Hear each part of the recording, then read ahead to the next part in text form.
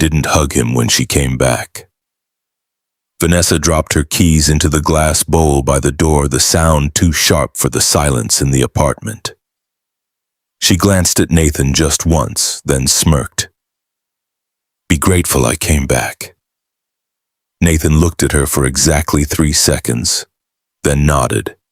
Of course.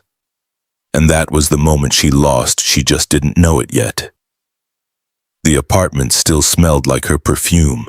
It lingered in the air like something unfinished, sweet, expensive, and faintly artificial. Nathan stood by the kitchen island, one hand resting on the marble surface, the other loosely holding his phone. The screen had gone dark minutes ago, but he hadn't moved. 5 days. That was how long Vanessa had been gone. No calls, no messages, no explanation, just absence. And yet the apartment had never felt empty. Her presence was everywhere in the carefully curated decor, the framed photos angled just right for social media, the soft lighting she insisted made everything look intentional. Even now, the living room looked like a set waiting for someone to resume filming. Nathan exhaled slowly, then he heard it. Keys. A metallic clink against glass. He didn't turn immediately. There was a pause, a deliberate one, 2 seconds, maybe 3, enough time to let the moment settle into something real. When he finally looked over his shoulder, Vanessa was already inside. She looked untouched, not exhausted, not apologetic, not even cautious. Her hair fell perfectly over her shoulders. Her makeup subtle but precise. She wore a cream-colored coat Nathan had never seen before. It wasn't hers, or at least it hadn't been. She closed the door behind her with her foot. Their eyes met. There was no rush in her expression, no guilt, only calculation. "Hi," she said lightly. Nathan watched her. Not her face, her hands, no ring. The absence was small, almost invisible, but it was there.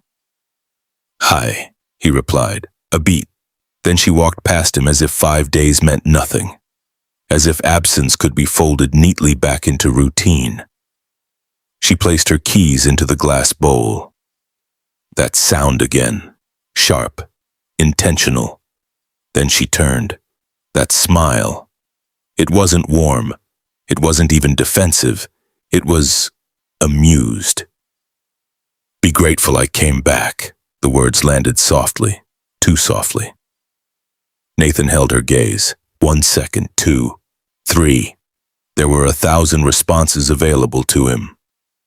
"Where were you? Who were you with? Do you think this is a joke?" But none of them came out. Instead, he nodded. "Of course." Vanessa tilted her head slightly. Something flickered behind her eyes. Confusion. Numbered disappointment. She had expected something else. A reaction. A crack. But there was nothing. Nathan turned back to the kitchen, placing his phone down carefully. Not abruptly. Not defensively.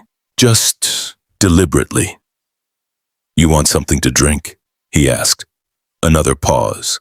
Vanessa studied him now more closely. "No questions," she said. Nathan opened the fridge. "Should I have some?" There it was. A shift, subtle but real. She crossed her arms, leaning slightly against the counter. Most husbands would. I'm not most husbands. A faint smile touched his lips, but it didn't reach his eyes. Silence stretched between them. Not empty heavy. Vanessa pushed off the counter, walking toward the living room. Her heels clicked softly against the hardwood floor. "You've been quiet," she said over her shoulder. "It's different." Nathan closed the fridge. "I've been busy, that's new too." He didn't respond. Instead, he picked up a glass, filled it halfway, set it down. Vanessa turned back to him. There it was again. That look. Not quite suspicion. Not yet. "You didn't call," she said. Nathan shrugged slightly. "I figured if you wanted to be found, you would be." A pause. Longer this time. Vanessa's expression didn't change, but her fingers just slightly tightened against her arm.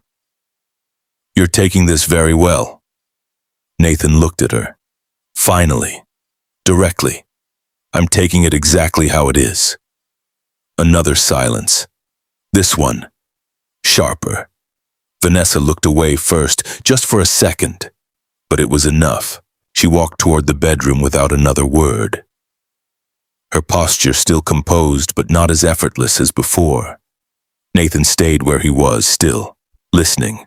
The sound of a drawer opening, closing, fabric shifting. He reached for his phone again. The screen lit up. A message thread, no name, just a number and a single image. Vanessa, laughing, not here, not with him, timestamp 3 nights ago. Nathan stared at it, expression unchanged. Then he locked the screen, placed the phone face down, and finally, for the first time in 5 days, he allowed himself to smile. Not out of relief, not out of happiness, but recognition. The game hadn't just started, it had been going on for a long time.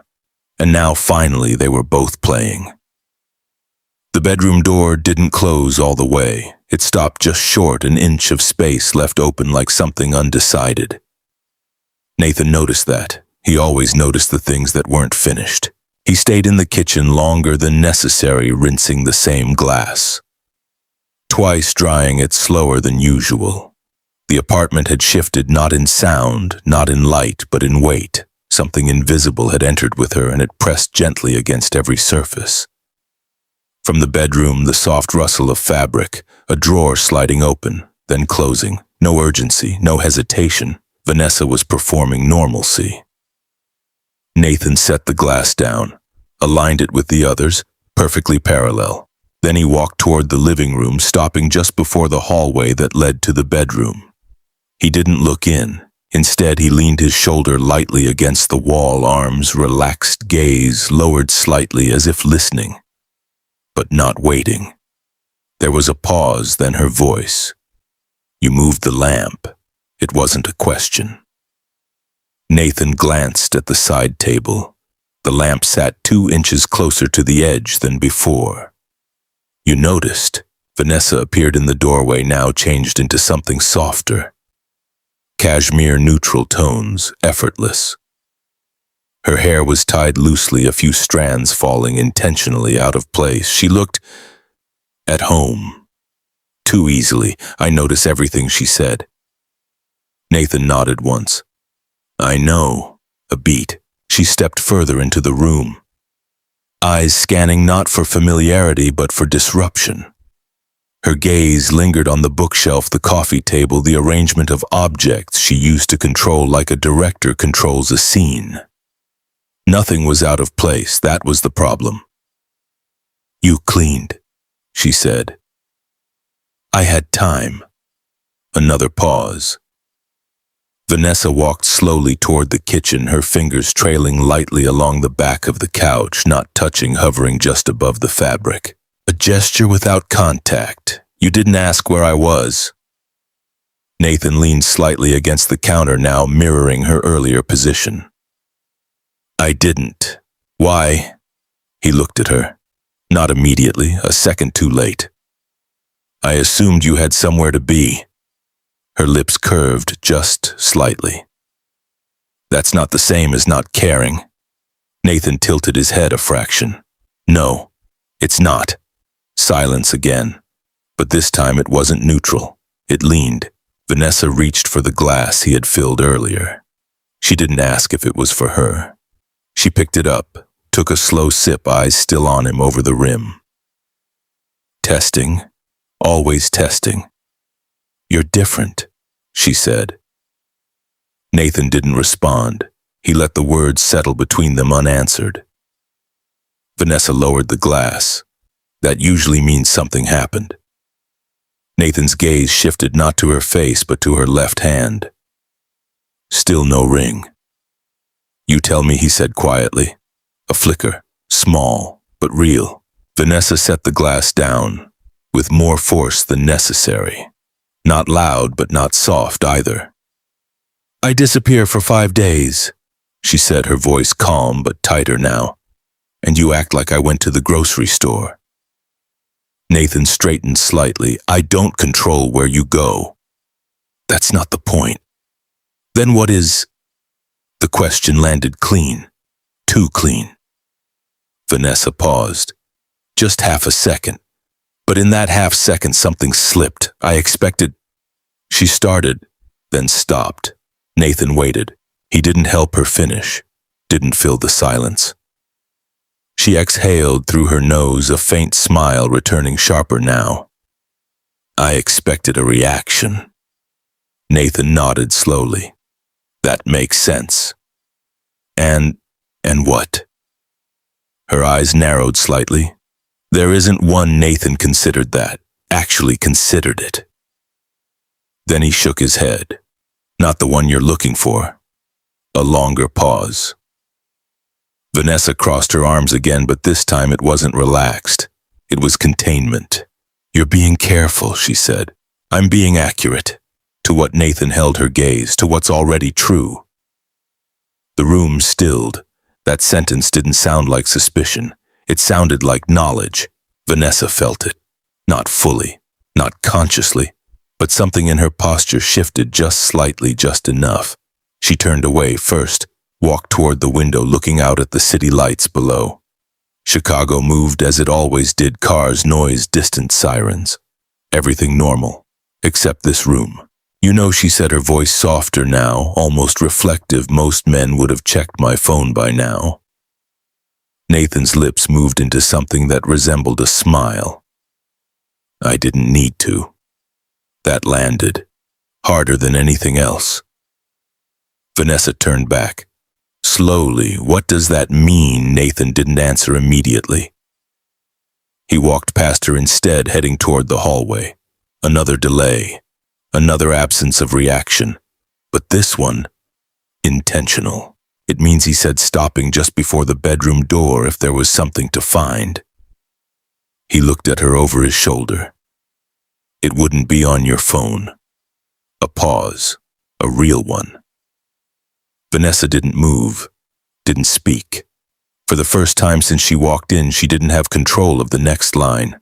Nathan pushed the bedroom door open fully, now disappearing inside, leaving her standing alone in the living room.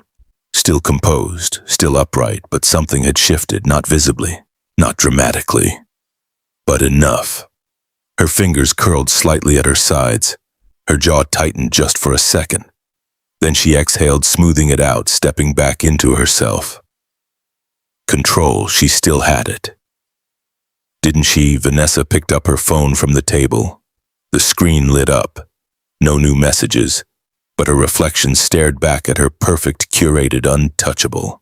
She held that gaze a second too long, then locked the screen.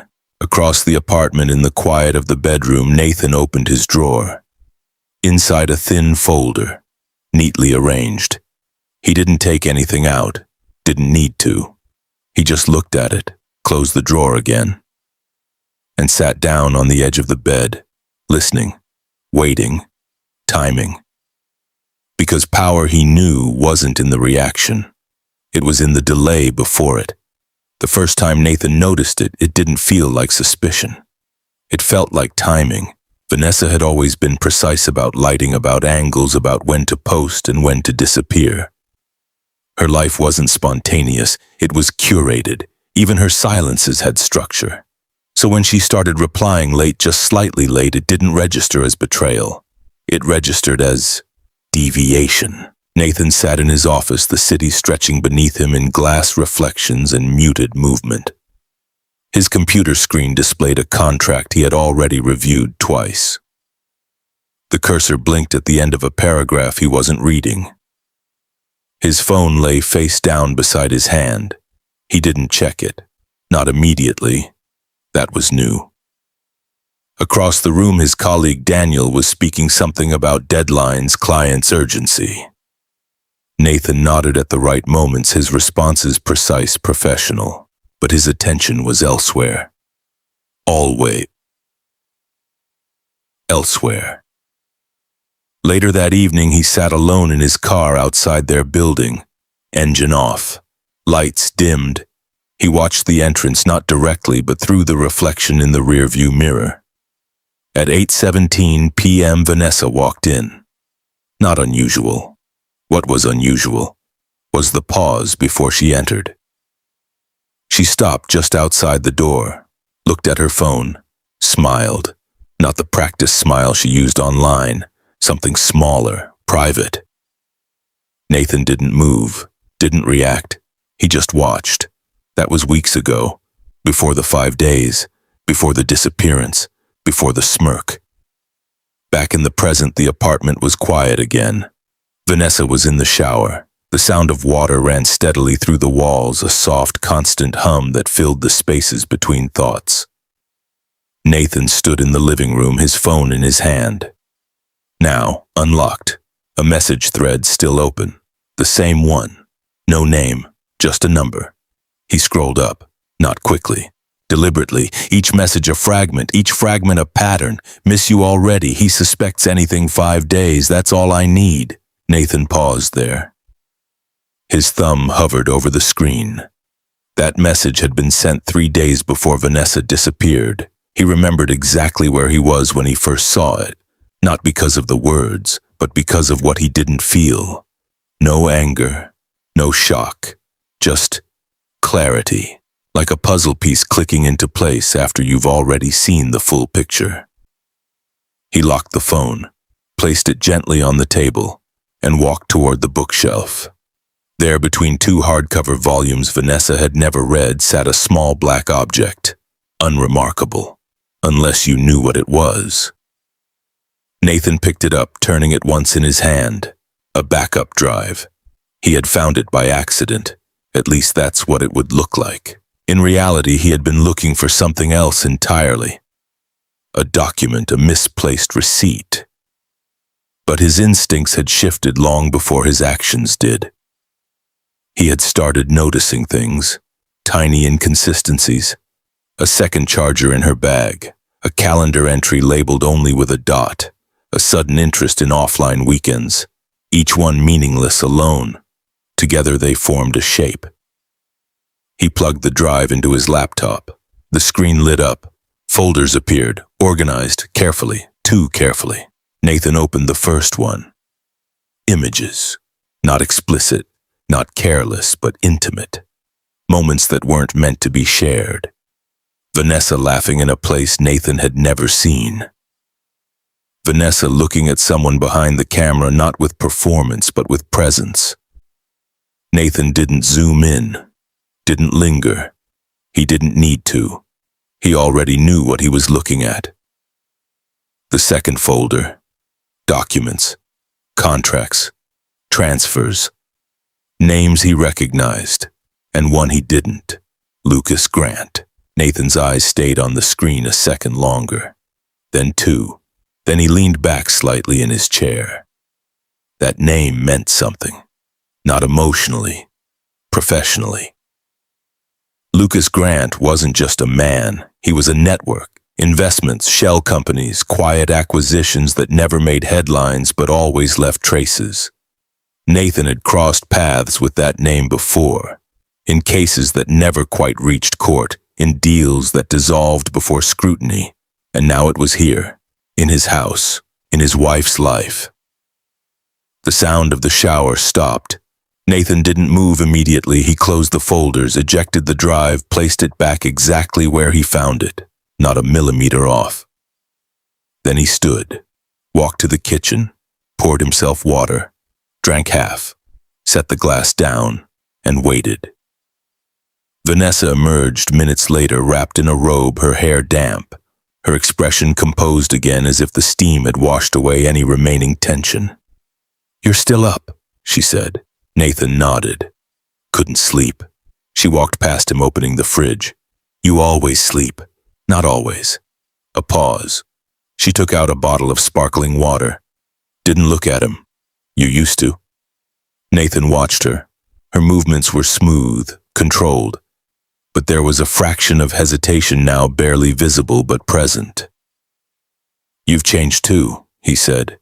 She glanced at him then. Quick, measured. "How?" Nathan shrugged slightly. "You tell me." There it was again, that shift, small but undeniable. Vanessa closed the fridge a little harder than necessary. You're doing that thing again. What thing? Answering questions with questions. Nathan picked up his glass again. I'm listening. That's not listening. That depends. On what Nathan looked at her, really looked this time, on whether the truth is being offered or avoided. Silence, heavy, layered. Vanessa held his gaze. Longer than before, but not long enough. She looked away first again. I'm tired, she said, turning toward the bedroom. Nathan didn't stop her, didn't follow, didn't ask. He just stood there, the glass still in his hand, the water barely touched. Because he already had what he needed. Not confirmation, not confession. Something more precise, sequence, timing, pattern, truth he had learned was never in the moment it was revealed. It was in the moments it tried to hide.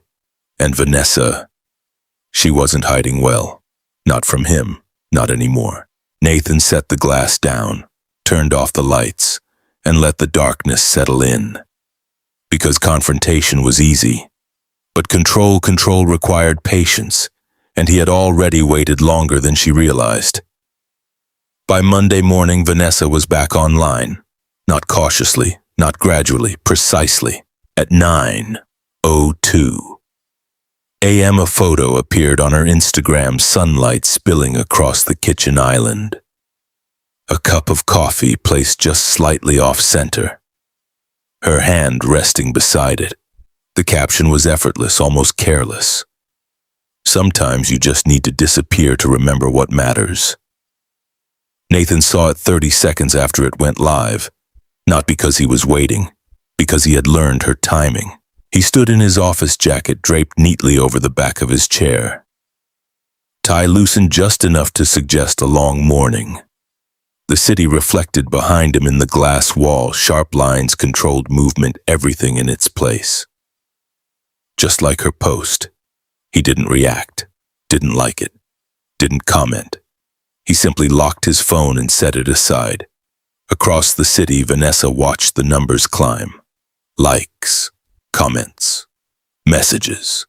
Concern disguised as admiration, curiosity wrapped in support. You okay? You look amazing. We missed you. She scrolled slowly, her expression neutral but focused. This was familiar territory, narrative control, emotional calibration. She knew exactly how much to reveal and how much to withhold. Absence created value. Mystery sustained it. And now she was back, stronger, untouched, or at least that's what they believed.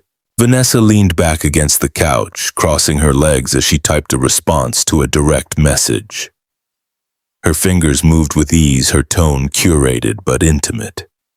She was rebuilding the story, reclaiming the frame, and Nathan, he was part of it, whether he realized it or not.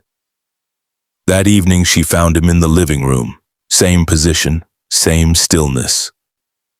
A glass of water on the table beside him, half full, always half full. You saw the post, she said, not looking up from her phone. Nathan turned a page in the document he wasn't reading. I did. And a pause. Just enough. It was clear. Vanessa glanced at him, then a faint smile forming. Clear as good. Nathan didn't respond. She stood walking slowly toward him, her bare feet silent against the floor. There was something deliberate in her approach, not seductive, not aggressive, evaluative. She stopped just behind the couch, one hand resting lightly on the backrest. You didn't like it, she said. I didn't need to. That answer lingered. Vanessa tilted her head slightly. That's a strange way of saying you didn't support it. Nathan closed the document, placing it neatly on the table. I'm not your audience. A flicker. There it was again. Small, controlled, but real. Vanessa moved around the couch now, sitting across from him. Close, but not too close. Her posture relaxed, one leg crossed over the other, her gaze steady. You used to be. Nathan met her eyes. That was before you started performing. The word landed quietly, but it echoed. Vanessa smiled, not offended, amused. We all perform, Nathan. You just do it in a suit, maybe. He leaned back slightly, mirroring her posture now. But I don't confuse it with reality. Silence. Thicker this time. Vanessa held his gaze longer than before. Testing? Measuring?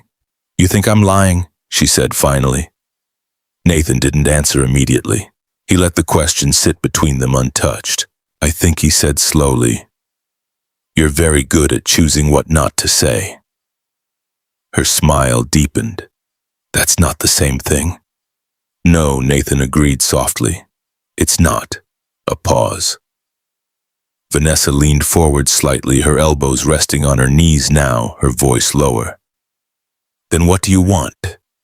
The question was direct, too direct. Nathan noticed that. You've been calm, she continued. Quiet, almost like you've already decided something. Nathan looked at her. Not through her, not past her, at her. I have. That was new. Vanessa felt it. Her fingers tightened slightly against each other, a subtle pressure building beneath the surface. And what is that? Nathan reached for his glass, took a small sip, set it down, deliberately. I'm still observing. The words were simple, but they shifted everything. Vanessa leaned back again, masking the tension with a soft laugh, observing what Nathan didn't smile. You. Another silence, this one uncomfortable. Vanessa stood up abruptly, walking toward the kitchen. The movement was smooth but faster than before. She opened the fridge, closed it, then opened it again as if she had forgotten what she was looking for. You're overthinking, she said, her voice slightly sharper now. There's nothing to observe. Nathan didn't move. That's possible. She turned to him, frustration flickering beneath her composure. Then why act like this? Nathan's gaze didn't shift. I'm not acting. That was the problem. Vanessa felt it now, not fully, not consciously, but enough to disturb the rhythm she had reestablished. He wasn't reacting. He wasn't chasing. He wasn't asking. He was waiting. And waiting wasn't something she could control. She grabbed a bottle of water, unscrewing the cap with more force than necessary. You know what I think, she said, taking a sip. Nathan said nothing. I think you're trying to punish me. The accusation hung in the air. Nathan considered it, actually considered it, then shook his head slightly. No. Then what is this? He looked at her. A fraction longer than usual. This is me not interrupting you. Vanessa frowned. I'm not doing anything. Nathan's expression didn't change. That's the part I'm interested in. A pause. Longer now. Vanessa didn't respond. She couldn't not without revealing something she hadn't planned to, so she turned away, walked back to the bedroom, closed the door this time, fully. The click echoed softly through the apartment. Nathan remained where he was, still, unmoved. But his eyes shifted briefly to the glass bowl by the door, her keys resting exactly where she had placed them. He stood up slowly, walking toward them, picked them up, turned them once in his hand. A new key, small, silver, unfamiliar. Nathan's thumb brushed over its edge. Then he placed the keys back down, exactly as they were, aligned, undisturbed, because controlled, real control, wasn't about changing the scene. It was about understanding it completely, before anyone else realized it had already changed. The email arrived at 6:12 a.m. Nathan was already awake. He hadn't slept much, not because of stress, not because of anger, but because his mind had moved past both. What remained was clarity, a quiet, structured clarity that didn't demand urgency. The subject line was simple: draft agreement, final review urgent. He opened it without hesitation, The attachment loaded, pages of legal language clauses nested within clauses, obligations wrapped in ambiguity on the surface. It was just another investment agreement, the kind Nathan reviewed every week, but this one wasn't routine. His eyes moved steadily down the page, not scanning, processing. Every term had weight, every omission had intent. Then he saw it. A name, not highlighted, not emphasized, just present: Vanessa Cole. Nathan didn't react immediately. He leaned back slightly in his chair, letting the document remain open, his gaze resting on the name as if it belonged there, as if it had always belonged there. Another name followed shortly after. Lucas Grant. There it was. Not suspicion anymore, not pattern, structure. Nathan reached for his phone, unlocking it with a calm, almost detached motion. He opened a different thread, this time one saved under a real name. Daniel Harper, a colleague, a friend technically, but more importantly, someone who understood how to move quietly through complicated situations. Nathan typed slowly. I need a clean read on a contract, no flags raised, just confirmation. 3 dots appeared almost instantly. Send it. Nathan didn't send the whole file, just a portion. Enough. Always enough. He placed the phone down and stood walking toward the window. The city was still waking up, cars beginning to move, lights flickering off in distant buildings. Chicago didn't pause. It adjusted, just like people did. Behind him, the laptop screen remained open, unchanged, but everything had already shifted. Vanessa was still asleep when Nathan entered the bedroom, or at least she looked like she was. Her breathing was steady, her body relaxed beneath the sheets, one arm resting lightly across her stomach. The morning light softened her features, removing the sharpness she carried when she was awake. She looked peaceful. Nathan stood there for a moment, not watching her, observing.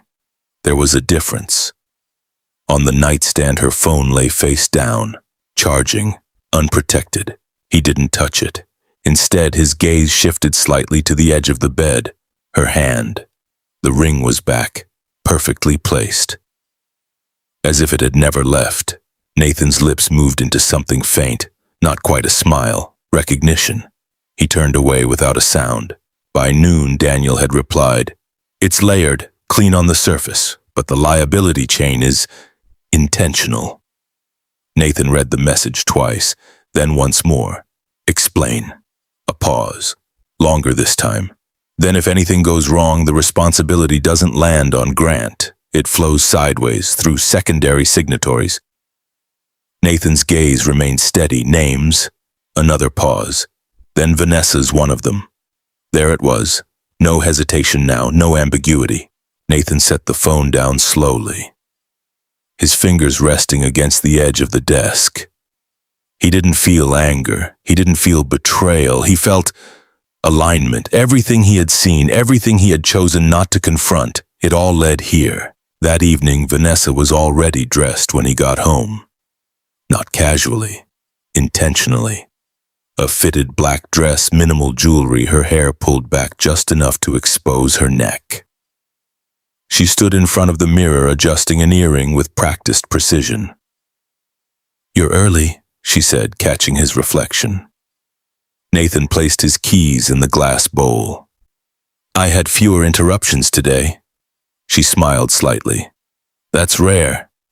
He walked past her, setting his briefcase down near the couch. You're going somewhere. Vanessa turned, leaning lightly against the dresser. Dinner, a few people, networking. Nathan nodded once. Important potentially. A pause. Then she added almost casually, You'd like them. Nathan glanced at her. I doubt that. Her smile widened just a fraction. You haven't met them. I don't need to. Silence. Vanessa studied him now more carefully than before. You've been distant. Nathan loosened his tie slightly. I've been focused. On what?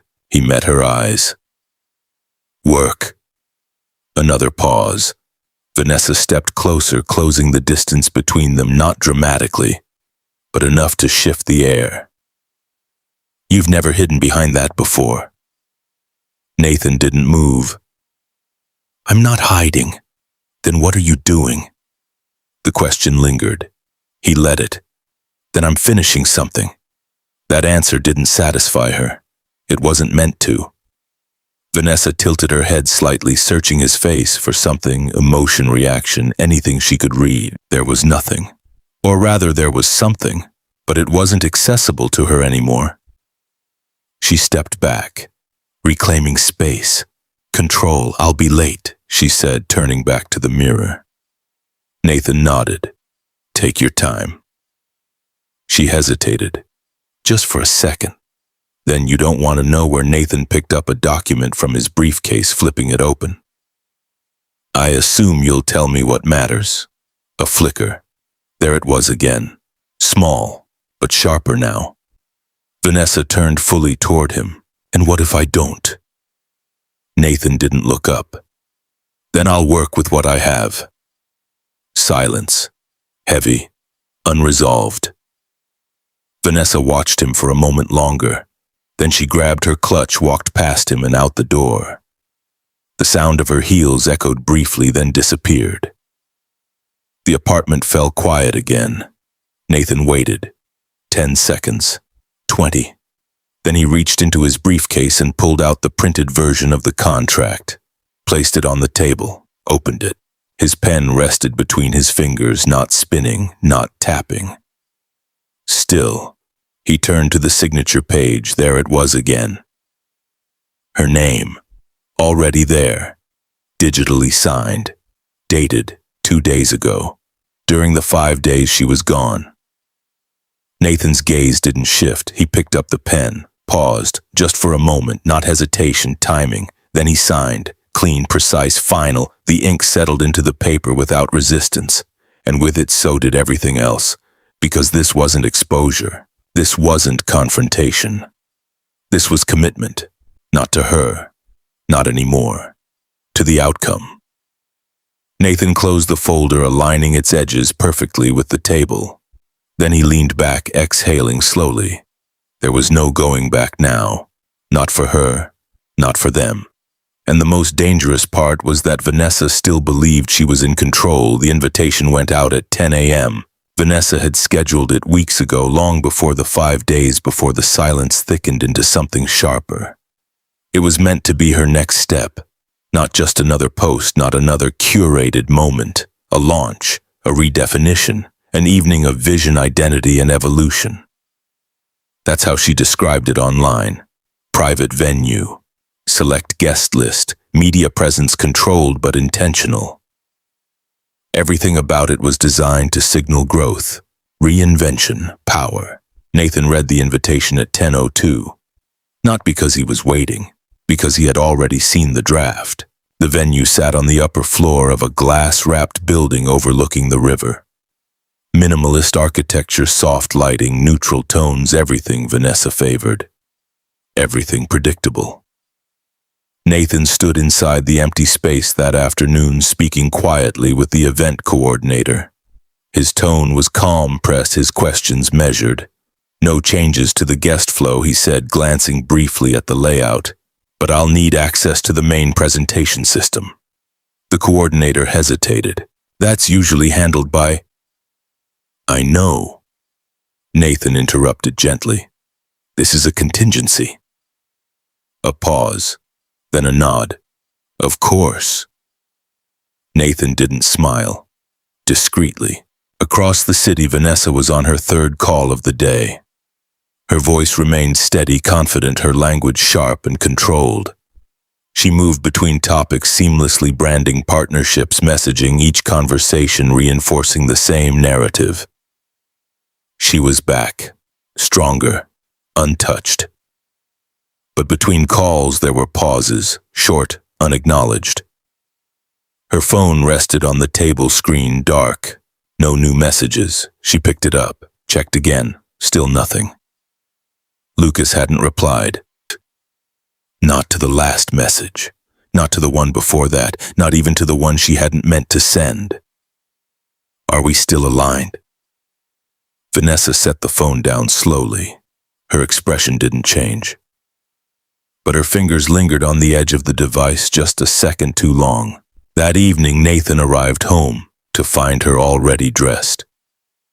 Different this time. Not soft, not casual, structured. A tailored white suit, sharp lines, minimal movement, her hair pulled back completely exposing her face without distraction. Control visualized. She stood near the window, phone in hand, her reflection layered against the city lights behind her. "You saw the RSVP list," she said without turning. Nathan placed his keys in the bowl. "I did," and he loosened his cufflinks slowly. "It's selective." Vanessa smiled faintly. "That's the point." A pause. She turned, then her gaze direct, measuring. "You're coming." It wasn't a question. Nathan met her eyes. "I assumed I would." Something in her shoulders relaxed just slightly. "Good." She stepped closer, her heels quiet against the floor. There was a shift in her energy now, less testing, more assertion. "I want you there," she said, "not just present, visible." Nathan tilted his head a fraction, why Vanessa held his gaze. "Because perception matters." He nodded once. "It does." Another pause. She studied him again, more closely this time. "You've been unusually cooperative." Nathan adjusted his sleeve. "I understand timing." Her eyes narrowed slightly. "That's not what I asked." He looked at her, calm, unmoved. "You didn't ask anything." Silence. Vanessa exhaled slowly, a faint smile returning to her lips, but it didn't reach her eyes this time. "You know," she said, circling him slightly, "most men would be asking questions by now." Nathan didn't turn to follow her. "I'm not most men. You've said that before. And it's still true." She stopped behind him, close enough that he could feel the presence without contact. "That confidence," she murmured, "it's new." Nathan's voice remained steady. "No, it's just no longer hidden." A beat. Vanessa stepped back. Distance again. Control again. She picked up her phone, glancing at the screen, still nothing. Lucas's silence pressed harder now. Not loud, but persistent. "You'll wear the navy suit," she said suddenly. "The one from last winter." Nathan turned slightly. "Why that one?" "It photographs well." He nodded. "Of course." Another pause. Vanessa hesitated. "Then have you heard anything about Lucas?" The question came too casually. Too late. Nathan noticed. He always noticed. "I've heard of him," he said. "That's not what I meant." "I know." Silence stretched. Vanessa looked at him, searching for something: recognition, concern, reaction. There was none. "He's been difficult to reach," she added. Nathan picked up a glass from the table, turning it once in his hand. "That happens. With people like him, with people in general." Her jaw tightened just slightly. "You don't think that's strange?" Nathan looked at her, a second longer than usual. No. That answer didn't land the way she expected. It didn't open a door, it closed one. Vanessa turned away, walking toward the bedroom again, but slower this time. Less certain. The rhythm was off, and she could feel it. She just didn't understand it. Not yet. Later that night, alone in his study, Nathan sat in front of his laptop. The event layout was open on the screen. Guest list, schedule, presentation timeline, everything in place, everything predictable. He reached into his drawer and pulled out the same thin folder. Opened it. Inside documents, images, timestamps. Not scattered, structured. He added one more page, the signed contract, placed it carefully on top, then closed the folder again, aligned it with the edge of the desk. Perfect. His phone buzzed once. A message from Daniel. Grant's pulling back, quietly. Something's coming. Nathan read it, then locked the screen. No reply, because he already knew. This wasn't pressure, it wasn't coincidence. It was sequence. Lucas was stepping away, Vanessa was stepping forward, and the space between those two movements, that was where everything would collapse. Nathan leaned back in his chair, his gaze drifting briefly to the window. The city below moved as it always did, unaware, uninterrupted, just like the event would be, just like her moment, perfectly timed, perfectly framed, and completely irreversible. The first headline appeared at 7:43 a.m. Not breaking news, not urgent, just placed. Tech investor under federal review for undisclosed financial activity, no name in the title. But the image beneath it, subtle, blurred, unmistakable, was Lucas Grant. Nathan saw it while standing at the kitchen counter, his coffee untouched, the morning light cutting across the marble in sharp, clean lines. He didn't react, didn't open the article immediately. Instead, he glanced toward the hallway. The bedroom door was still closed. A beat. Then he picked up his phone, scrolled once, and locked the screen again. Timing, always timing. Vanessa saw it 13 minutes later. Not through the news, through a message. Call me, now. No name. But she knew. She sat up in bed, the sheets falling away from her shoulders, her breath catching not in panic but in calculation. Her thumb hovered over the notification, then pressed. The article loaded. Her eyes moved quickly, not reading, scanning. Keywords, patterns, language, review, undisclosed, sources close to the matter. No charges, no confirmation, not yet. Vanessa exhaled slowly. Control. This wasn't collapse, this was pressure, and pressure could be managed. By the time she entered the kitchen, she was already dressed. Not for comfort, for response. Nathan stood by the counter, sleeves rolled, posture relaxed as if the morning carried no weight beyond routine. "You're up early," she said, reaching for a glass. Nathan nodded once. "So are you." She poured water. "Didn't drink it." "You've seen it," she said. Not a question. Nathan leaned slightly against the counter. "Seen what?" A pause, short but noticeable. Short, but Vanessa turned to him, her expression composed, almost amused. "You're good," she said. "I'll give you that." Nathan's gaze didn't shift. "I try to be." She picked up her phone, stepping closer, angling the screen toward him. "This." Nathan looked. Just long enough. Then nodded. "Interesting."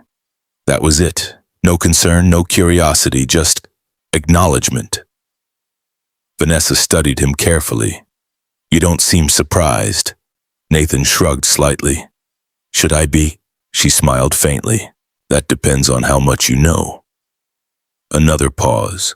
Nathan reached for his coffee, took a sip, set it down. "I know what's public." Vanessa's eyes narrowed just a fraction, and privately Nathan met her gaze. "I don't speculate." The answer was clean, too clean. Vanessa felt it but misread it. To her it sounded like distance, detachment, not awareness. Good.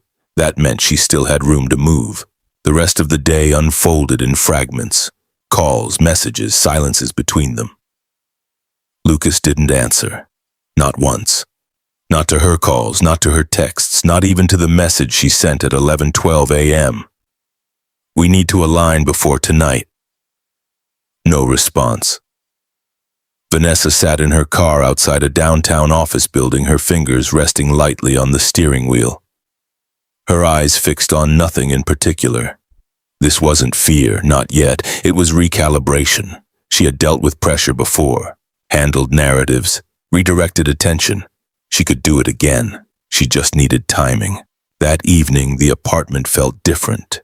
Not heavier, sharper.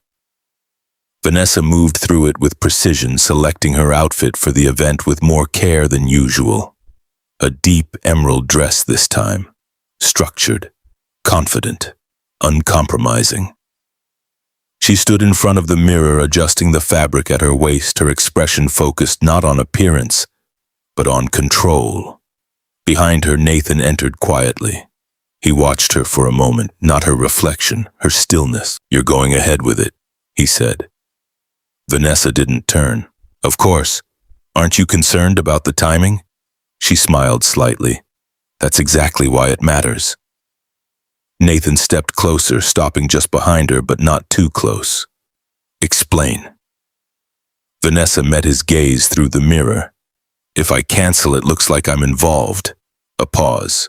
If I show up, she continued, it reinforces distance. Nathan nodded slowly. That's a strategy. It's the only one. Silence settled between them. Then, you still think this is manageable, he said. Vanessa turned now, facing him fully.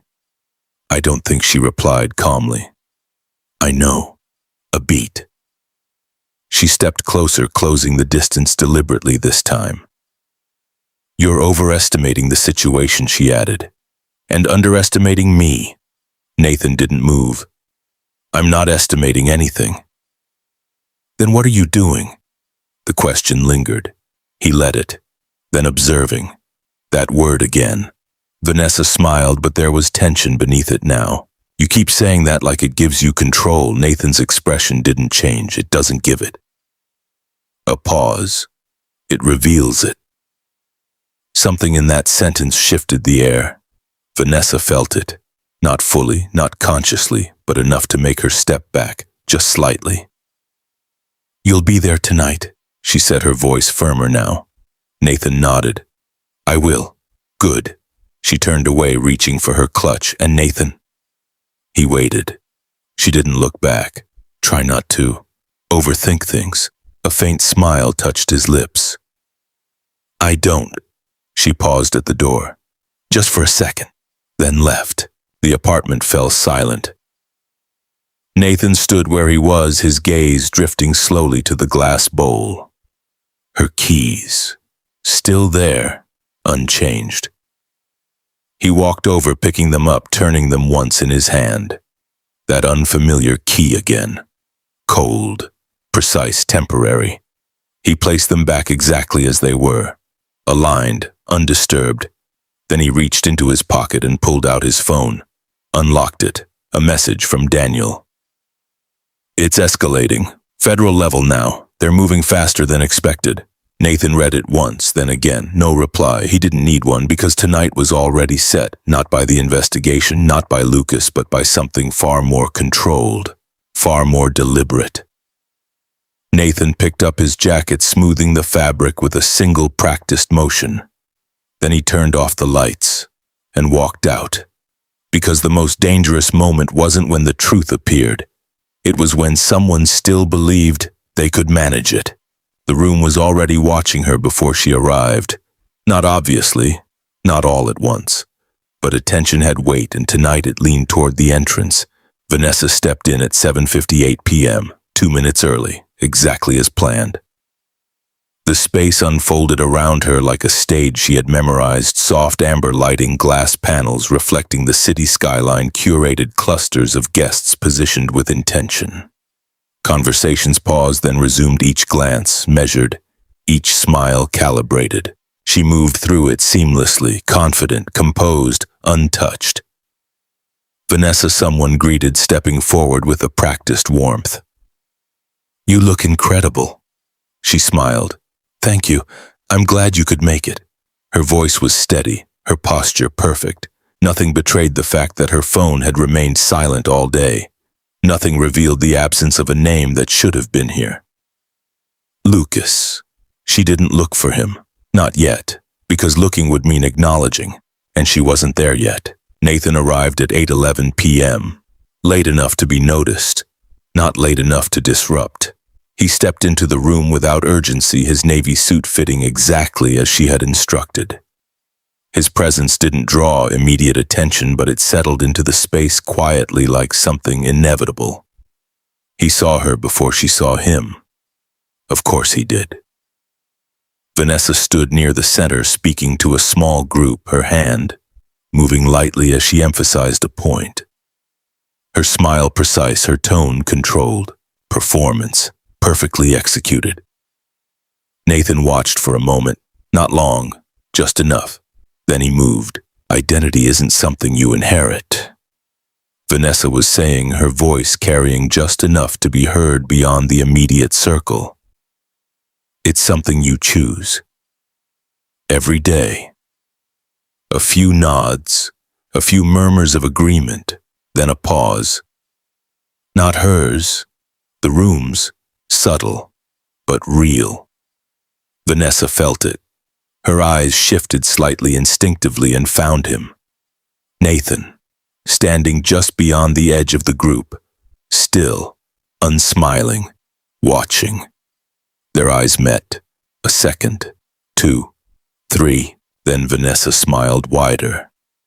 Warmer. Excuse me, she said softly to the group. She stepped away from them, moving toward him with the same controlled grace she had maintained all evening. You're late, she said when she reached him. Nathan tilted his head slightly. Not significantly. A faint smile touched her lips. You're cutting it close, I like precision. A pause. Vanessa studied him. You look calm. Nathan nodded once. I am. Something in that answer didn't sit right, but she pushed it aside. Not now. Not here. Good, she said, because tonight matters. Nathan's gaze moved briefly past her to the room, the guests, the subtle positioning of cameras near the back. I know. She followed his glance. Pride flickered across her expression. It's exactly how I imagined. Nathan looked at her again. Yes. A beat. Then shall we begin? Vanessa smiled. Of course. At 8:30 p.m., the room dimmed slightly. Attention shifted. Vanessa stepped onto the small platform at the center. The microphone already in place, the lighting adjusted to frame her perfectly. Nathan remained in the crowd, unmoved, unseen but not uninvolved. Vanessa took a breath, then another, and began. Thank you all for being here tonight, she said, her voice smooth, confident, carrying easily through the space. This isn't just a launch. It's a reflection of where I've been and where I'm going. The audience listened, engaged, attentive. She spoke about reinvention, about growth, about choosing your narrative in a world that constantly tries to define it for you. And for a moment it worked. The room believed her, because she believed herself. Still, Nathan checked his watch. 8:36 p.m., right on time. He reached into his pocket, pulling out his phone, unlocked it. A single message sent, no words, just a file. Then he slipped the phone back into his pocket and waited. Vanessa continued, because at the end of the day, she said, her voice softening slightly, the only truth that matters is the one you stand in fully, unapologetically. The screen behind her flickered. Once. Subtle. Almost unnoticeable. She paused, just for a second, then continued. And that's what tonight is about. The screen flickered again, this time longer. Vanessa's eyes shifted just slightly toward it. A technician near the back frowned, adjusting something on a tablet. A murmur passed through the room, soft, curious. Vanessa smiled, recovering. Looks like we have a small... The screen changed. Not to her branding, not to her visuals, but to something else. A document, clean, minimal, legal. Vanessa's smile held for half a second, then stilled. Her eyes moved, scanning, processing. Her name there, clear, undeniable, followed by another, Lucas Grant. The room shifted, not loudly, but completely. Whispers, phones lifting. Attention sharpening. Vanessa didn't speak, not immediately. Because her mind for the first time wasn't ahead of the moment. It was catching up. Nathan stepped forward, not onto the stage, not into the light, just enough to be seen. Vanessa's eyes found him again. This time they didn't hold. They searched for something, anything, an explanation, a signal, control. Nathan met her gaze. Calm, steady, unmoved. And in that moment she understood, not everything, not all at once, but enough. The timing, the silence, the observation. This wasn't interruption, this was design. The screen shifted again. Images now. Fragments. Moments. Vanessa laughing, not here, not with him. Timestamps, locations, patterns. The room was no longer listening. It was watching, recording, judging. Vanessa's grip on the microphone tightened, her breath shallow now, controlled, but thinner. She opened her mouth, closed it, because there was nothing to say that wouldn't confirm it. And then the final document, the contract, signed, dated, her signature, 2 days ago, during the 5 days she had been gone. The liability chain highlighted, clear, precise, irreversible. A silence fell, not empty, absolute. Vanessa looked at Nathan. Really looked this time. And what she saw wasn't anger, wasn't betrayal, it was something worse, completion. He had already moved past this, past her, past the need to confront, and that was the moment. Not when the room turned, not when the truth appeared, but when she realized she had never been in control, not of the narrative, not of him, not even of herself. Nathan didn't step forward, didn't raise his voice, didn't explain. He simply held her gaze for 1 second longer than necessary, then said quietly, "Now it's accurate." That was all. Vanessa's fingers loosened, just slightly. The microphone slipped, not falling, but lowering. Her posture remained upright, her face composed, but her eyes, they changed, not panic, not even fear, recognition, cold, final. There was no version of this she could rewrite, no angle, no recovery, because this wasn't exposure, it was conclusion. Across the room, someone stepped back, then another.